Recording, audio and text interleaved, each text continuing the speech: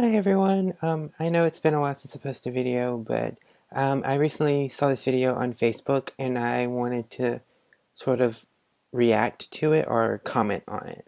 So that's what I'm going to do in today's video. I'm not watching the particular one that was on Facebook. I'm watching the fuller video on the actual YouTube, and I will link this video down below if you want to see the full thing, because I'm sure I'm not going to have the whole thing in this particular video. But yeah, let's get right into it.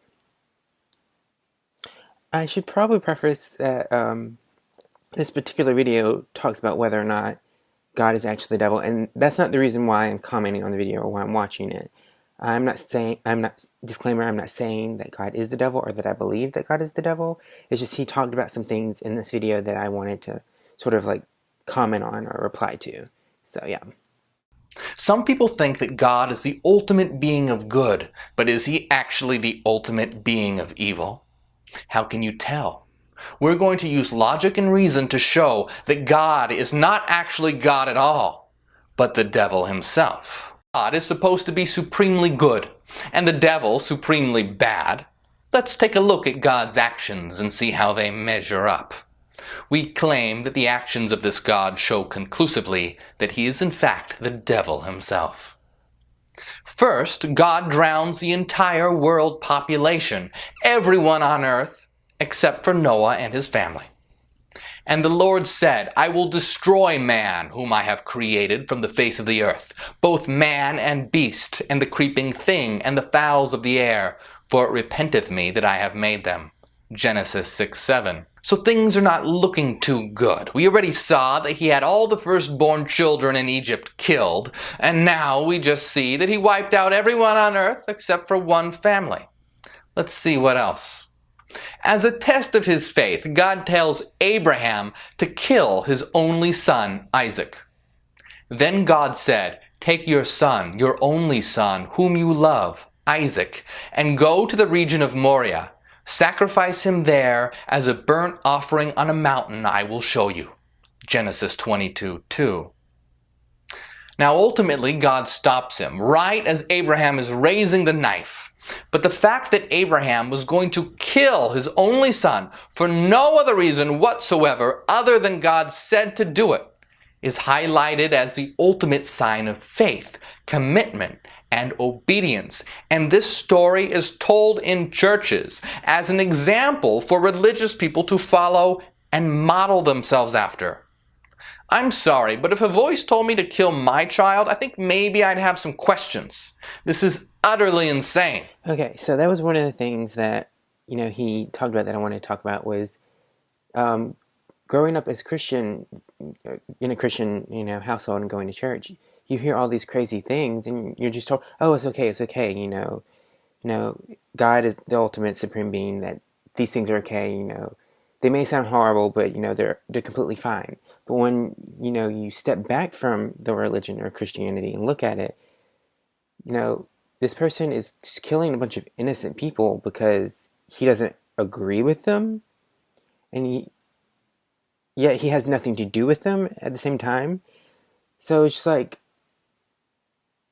somebody saying, okay, I'm going to France, I'm going to this particular house that I found on Google, and I'm going to just kill everybody because I don't agree with them and I don't know anything about them at all, but I'm just going to kill them. I'm just going to kill them and just be done with it. And then going to someone else's house in like Germany and saying, hey, you don't know me, but I need you to believe in me and I need you to kill your son to prove that you believe in me. I'm just like, okay, when you really step back from it, it does sound a little sadistic and crazy. Like, why do you believe in someone who's so bloodthirsty? And the other thing was, growing up, I was always told that there was always two explanations to it. I was always told, the first thing I was told was that the God in the Old Testament and the God in the New Testament are two separate gods. That we worship the New Testament God and the Old Testament God is no longer, and all that, which makes no sense because how can he be the same person in both parts but be different gods? Like, it just makes no sense. And then there was the other, thing that, okay, well, because God poured out his wrath onto his son, then, he's no longer that wrathful. He's no longer that person. First off, who would sacrifice their son to save other people? Like, would you see this group of people and like, oh, they're horrible, horrible people. I'm going to kill my only son so that they're forgiven, that what they did was erased and undone. Because honestly, if I had kids, they go pay for what they did on their own time. My kid has nothing to do with that. I'm not going to punish my kid for their actions. Like, first of all, why would you do that? Secondly, the fact that this God is now this loving God, after Jesus died in the New Testament, he's this loving God, yet Christians still act like he's this wrathful, vengeful God, and instead of betraying the love that they say he is, they betray the fear that they say he used to be, which makes no sense. Either he is both, or he's one or the other, or he is this now, not what he was then. He can't be both. Like, he can't be both wrathful, vengeful, and loving and forgiving at the same time, can he? Like, this is the way I was raised. I was told that he couldn't be both. That he couldn't be actually. Okay, I take that back. I was raised that he could be both wrathful and vengeful, but then when I grew up and started learning more, I was taught that okay, he was wrathful in the Old Testament, but now he's this loving person, but yet they're still portraying him as this wrathful being, and I'm just like, how can you portray this person to be so loving and forgiving and accepting when your actions aren't showing that? Your actions are showing that he's still this wrathful, vengeful God in the Old Testament, and it's just I don't know if I make any sense. I'm just going to continue watching this video. If the devil is supposed to be the worst being in existence, then surely that is exactly what the Christian God is. The greatest trick the devil ever played was convincing the world that he was God. I mean, I'm just trying to play devil's advocate. I'm not saying I agree with him, but if you really think about it, it makes sense. The devil's, biggest thing was trying to convince other people that he was God. Who's to say that the guy, Lucifer, who we consider Satan or evil, isn't actually, the original creator, and this God, Elohim, or whatever you want to call him, isn't actually the evil and trying to convince us that he is God, when in reality, this other person is. And I'm just not saying this is true, I'm just speculating, and, it's just good to, contemplate these things, I guess, and just really think about it. Because when you really think about it, it kind of makes sense, but, I can understand why you would say that it's not true at all, or it makes no sense at all, but still. It's just interesting for me to think about. What kind of messed up psychological framework do you have to have in order to worship and love such a monster? Christians teach their children all of these stories and tell them that there is nothing wrong with them. They are raised on this violence, and it is not condemned, it's praised. Furthermore, Christian parents have no problem whatsoever telling their children that they will burn in hell for eternity if they don't worship this monstrous God. They tell them that this God can read all of their thoughts and will know if they are thinking of anything sinful. This is mental child abuse. Children don't take this as a story. They believe it to be 100% real. Trust me, I was raised as a Christian, and I was taught all of these things as being completely true. I can't tell you how many nights I laid awake at night, terrified, scared to death that I was going to hell. Okay, this was the main thing I wanted to talk about, was as a child raising up, you believe these things 100%. You don't learn that there's a proper way to translate the Bible. You don't learn that there's a certain context you should take the scripture in. You're taught, at least for me, that everything in the Bible should be taken word for word, literally as it is written down.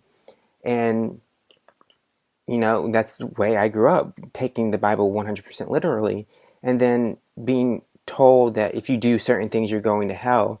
And just having this fear beaten into you as a child, I literally, that was so emotionally traumatizing for me, because I went through this phase where I would do these things, that they were coping mechanisms, and I knew they were wrong. I knew that they were things that Christians shouldn't do, but at the time they were my coping mechanisms. They were the only way to deal with the stress that this was bringing down on me. And I would have violent panic attacks where I would just literally for hours just be curled up in a fetal position, not being able to move, not knowing what I was doing because I was afraid I, pissed off this God that was going to just roast me over an open flame for all eternity just because of just something I couldn't help that I was doing. And it was traumatizing and terrifying. And then, just like not being able to stop doing this and just constantly just like being like, I remember being in Sunday school when I was like 13, maybe 14. I was in my teenage years, and they were, it was either something they talked about in the sermon or something they talked about something. Either way, they were teaching us as kids about God turning people over to a reprobate mind. I don't know what verse it is or anything, but it's basically saying that, because these people continue to indulge in these things, they're not truly repentive, that God's turning his back on them, and then there's no hope for them, that they can't ask for forgiveness anymore. And as a 13, 14-year-old kid, that was terrifying because I was truly sorry for for doing these things, because I knew they were wrong. I knew they were terrible things that you shouldn't do, but I just couldn't help but do it. I kept doing it over and over, and I just felt like because even though I was very like sorry for doing these things, I felt like God had turned his back on me. Like, how traumatizing that is to someone that age, and how like knowing that age should feel like all hope is lost and that there's no point left and their entire eternity is doomed forever. Like, I had terrors of being hung from fish hooks, hung by my eyelids from fish hooks, roasting over a flame in hell. What 13-year-old should be thinking about stuff like that? That's horrible. I mean, I would literally almost every minute, like almost every 10 seconds, be like, forgive me, Lord, forgive me, please forgive me. Like, I would constantly be praying, forgive me, because I was afraid that I did something terrible and I was going to be punished for eternity. I don't remember exactly for word, but I feel like it was something like, please forgive me if there was anything that I did that I didn't realize that I did. Please forgive me for doing it, and help me realize what it was, so I know what to, like, how traumatizing that is. Like, I don't think people understand, especially my mother, how fucked up this has made me mentally. I haven't left the house in 3 months because I'm terrified to go out there. I'm terrified, one, that people are going to kill me for being transgender. I'm terrified, two, that I'm going to get in some horrible accident and be fucked up for the rest of my life. And one, be in a lot of pain, not be able to do anything for myself. And two, be forced to live with my mother and be forced to be taking care of her because I can't physically get up, physically do anything, or have the mental capacity to take care of myself. I'm terrified of doing anything. And it's because of this religion and because of the things that my mother did to me, and she doesn't understand how fucked up. Like, I have PTSD. Like, my mother called me yesterday and I don't know, like, why she keeps contacting me when I clearly don't want anything to do with her, but she contacted me. I didn't answer the phone, but I listened to the voicemail, and literally for hours after listening to that voicemail of her complaining that I wouldn't talk to her, I literally just sat there twitching, not being able to do anything. Like, I was literally just twitching. Like, I don't understand how to tell her how fucked up in my mind that she's made me. That, like, it's so hard to function as a human being. Like, that's, okay. I'm sorry. I hope, that's the main thing I really wanted to point on this video, is like, how fucked up in the head that this religion is for children. Like,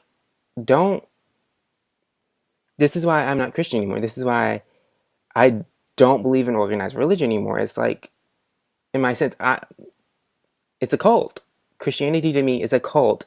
And if you don't believe me, go look up what a definition of a cult is, and go look at Christianity, look at other stories of people who were in situations like me, and tell me that that does not look like a cult. Yes, when I realize when you're in that mindset that God is real and you're a Christian, you're not going to see it. You're not going to see it until you step back and you're not part of that religion anymore and look back at past experience and realize, holy fuck, what kind of religion says this but then does this?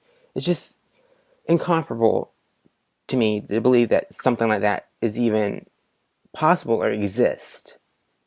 But anyway, I'm going to continue watching the rest of this video and see if there's anything else I want to talk about. But that was the main thing I wanted to talk about. Mainstream religion is child abuse. We don't tolerate physical child abuse, so why do we allow parents to mentally traumatize innocent children? Anyone that has gone through mental abuse will know that it's just as bad and can sometimes be worse than physical abuse. Now, we're not just singling out Christianity here. We must stop any system that teaches lies that cause psychological trauma to children. That is barbaric. No child should be subject to such mental abuse. It doesn't matter that this God doesn't actually exist. The concept of this God is wreaking havoc across the world. The idea of this God is enslaving minds. Let's create a world in which children are shown that they are beautiful, free beings with infinite potential, that they're not slaves, but have the power to create themselves into whatever they so will. It's time to take a stand and to make our voices heard. Okay, so that's it for what I was commentating on. Again, I'm not saying I believe everything that he said in the video. I just wanted to talk about some of the things he brought up, like the fact that Christianity, like, I'm not saying this happens in every case. Don't come at me with all those hateful comments. I know there's going to be hate. I don't care.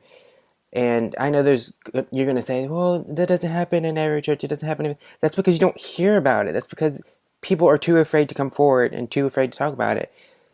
So before, like, you, like, come at me, just think, like, okay, has this happened to me and I've just repressed it? Has anyone else I've known ever said anything about this? Because Christianity, like, for children, like, is so abusive and emotionally and mentally damaging. Like, I have so many trust issues, so many emotional, like, mental issues now because of this, that it's just hard for me to function. It's hard for me to survive day to day. Like, literally, like I said already in this video, I maybe have left this house once in the past 3 months, maybe not even that. And what I do, I literally just lay in my bed all day watching videos because I literally cannot muster the energy or get myself to do anything else just because of, like, how, like, messed up mentally I am because of this. And it's just such a messed up process to have to recover from, that I just felt like I just needed to talk about it. And I know certain events that's happened recently, especially my mother contacted me, which is another issue that I'm not going to go into. Yeah. I just want to talk about it. I just felt like something that needed to be talked about. And, you know, if you wanted to know part of the reasons why I haven't been posting videos, it's because of that. It's just things I've been having to deal with on my own, and it's just been difficult. So I just wanted to share that. I hope that you enjoyed this video. Feel free to leave a comment, but if you're going to leave hate, don't bother, because I don't care. But yeah, thank you for watching. If you want to subscribe, like this video to watch newer videos that I post in the future, then please do that, and I will see you guys in the future. Bye.